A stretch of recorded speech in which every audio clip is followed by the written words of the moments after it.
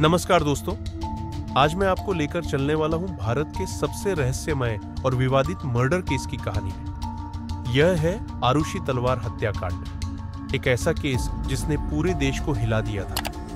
साल 2008 16 मई की सुबह नोएडा के एक अपार्टमेंट में एक 14 साल की लड़की आरुषि का शव मिला, लेकिन यह सिर्फ एक हत्या की शुरुआत थी। अगले दिन उसी घर की छत पर मिला 45 साल के नेपाली नौकर हेमराज का शव। क्या यह एक सामान्य चोरी हत्या था, या फिर ऑनर किलिंग, या कुछ और गहरा षड्यंत्र? आज हम जानेंगे इस पूरे केस की सच्चाई और ये भी देखेंगे कि कैसे मीडिया ने इस केस को एक तमाशा बना दिया। केस की शुरुआत वह भयावह रात 16 मई 2008 की सुबह, जब अड्डा राजेश तलवार और डॉक्टर नूपुर तलवार की नींद खुली तो उन्हें अपनी बेटी आरुषि का कमरा बंद मिला। जब वे अंदर गए तो देखा कि आरुषि का शव बिस्तर पर पड़ा था। उसका गला काटा गया था और सिर पर गहरी चोट थी। पहली संदेह गई हेमराज पर, जो घर का नौकर था और गायब था। तलवार दंपति ने पुलिस को बताया कि हेमराज ने ही आरुषि को मारा होगा और फरार हो गया है। लेकिन 17 मई को सब कुछ बदल गया। जब पुलिस ने घर की छत पर तालाबंद कमरा खोला तो वहां हेमराज का सड़ता हुआ शव मिला। अब सवाल यह था, अगर हेमराज भी मरा हुआ है तो फिर हत्यारा कौन है? पोस्टमार्टम रिपोर्ट के अनुसार दोनों की हत्या रात 12 से 1 बजे के बीच हुई थी। पहले दोनों के सिर पर भारी हथियार से मारा गया, जो तुरंत मौत का कारण बना। फिर उनके गले काटे गए। यह काम किसी कुशल व्यक्ति का लग रहा था। यहीं से शुरू हुई गलतियों की एक लंबी श्रृंखला। उत्तर प्रदेश पुलिस ने क्राइम सीन को सुरक्षित नहीं रखा। सबूत नष्ट हो गए। हत्या के हथियार कभी नहीं मिले। सबसे पहले मेरठ के आईजी गुरदर्शन सिंह ने बिना किसी ठोस सबूत के यह घोषणा कर दी कि राजेश तलवार ने अपनी बेटी और हेमराज को एक आपत्तिजनक स्थिति में पाकर गुस्से में मार दिया है। उन्होंने आरुषि के चरित्र पर भी सवाल उठाए।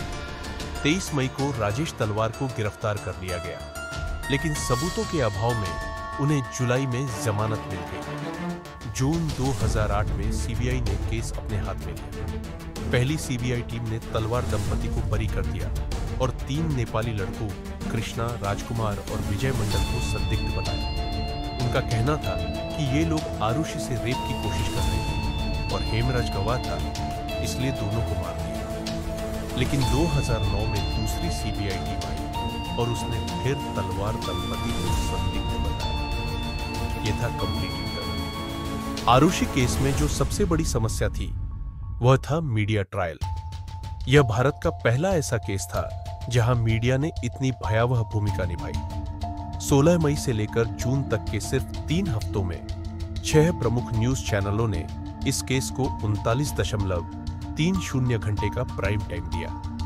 कुल 92 घंटे के प्राइम टाइम में से 234 न्यूज स्टोरीज और 62 स्पेशल प्रोग्राम बने। मीडिया ने क्या किया? बिना सबूत के आरुषि के चरित्र पर सवाल उठाए, उसे लूज कैरेक्टर बताया। तलवार दंपति को ट्रायल से पहले ही अपराधी बता दिया। सनसनीखेज हेडलाइंस लगाए, जैसे केवल माता पिता ही आरुषि को मार सकते थे। इस मीडिया ट्रायल का इतना गहरा असर हुआ कि 25 जनवरी 2011 को एक व्यक्ति ने राजेश तलवार पर अदालत परिसर में ही हमला कर दिया। सुप्रीम कोर्ट को मजबूर होकर मीडिया को रोकना पड़ा। न्यायाधीशों ने कहा कि यह रिपोर्टिंग वॉयरिस्टिक मीडिया की तरह है, जो बेहद मलिशियस तरीके से केस को पेश कर रहा है। लेकिन तब तक बहुत देर हो चुकी थी। जनता की राय बन चुकी थी। 2013 तक केस की सुनवाई चलती रही। 25 नवंबर 2013 को सीबीआई कोर्ट के जज श्यामलाल ने अपना फैसला सुनाया। तलवार दंपति को दोषी ठहराया गया और उम्र कैद की सजा दी गई। अदालत ने कहा कि परिस्थितिजन्य सबूतों के आधार पर केवल तलवार दंपति ही हत्यारे हो सकते हैं।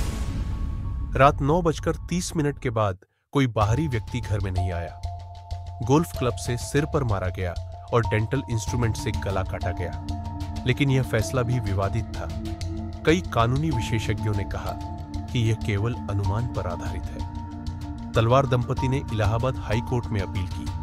4 साल जेल में बिताने के बाद 12 अक्टूबर 2017 को इलाहाबाद हाई कोर्ट ने उन्हें बरी कर दिया। हाई कोर्ट ने कहा कि सीबीआई पास पर्याप्त सबूत नहीं है और संदेह का फायदा तलवार दंपति को मिलना चाहिए।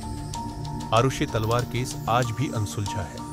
न तो हत्यारा पकड़ा गया, न ही हत्या के हथियार मिले। इस केस से हमें कई सबक मिलते हैं। 1. पुलिस जांच की कमियां, crime scene preservation, forensic evidence collection में भारी लापरवाही हुई। 2.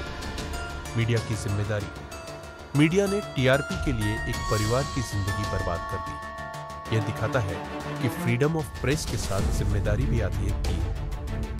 न्यायिक व्यवस्था, सर्कमस्टेंशियल एविडेंस के आधार पर दोषी ठहराना कितना खतरनाक हो सकता है। 4. समाज की सोच, हमारे समाज में कैसे एक टीन एज गर्ल के कैरेक्टर असैसिनेशन को नॉर्मलाइज कर दिया जाता है। आज 17 साल बाद भी यह सवाल बना हुआ है, आखिर किसने मारा था आरुषि और हेमराज को। तलवार दंपति को तो न्याय मिल गया, लेकिन आरुषि को न्याय कब मिलेगा? यह केस हमारी पूरी व्यवस्था पर एक सवालिया निशान है। इस विषय पर बॉलीवुड में तलवार और रहस्य फिल्में भी बनी हैं, जो इस केस के अलग-अलग पर्सपेक्टिव्स दिखाती है। आपको क्या लगता है, सच क्या है? कमेंट्स में बताइए। और अगर ये वीडियो पसंद आया हो तो लाइक और सब्सक्राइब करना ना भूलें। ऐसे ही इंटरेस्टिंग केसेस की जानकारी के लिए बेल आइकन दबाना ना भूलें। धन्यवाद।